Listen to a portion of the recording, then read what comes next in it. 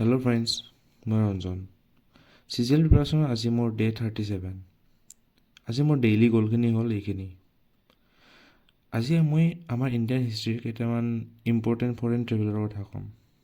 সেইকেইটা হৈছে মেগাষ্টিনিজ, যোনটো গ্ৰীচৰ পৰা আহিছিল আৰু চন্দ্ৰগুপ্ত মৌৰ্যৰ সময়ত আহিছিল।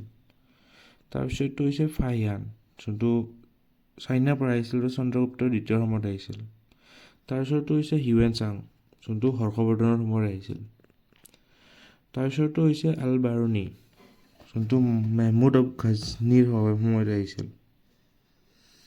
আৰু তাৰপিছত হৈছে ইবন বতুতা, মৰক্কোৰ পৰা আহিছিল আৰু মহম্মদ বিন তুগলকৰ সময়ত আহিছিল।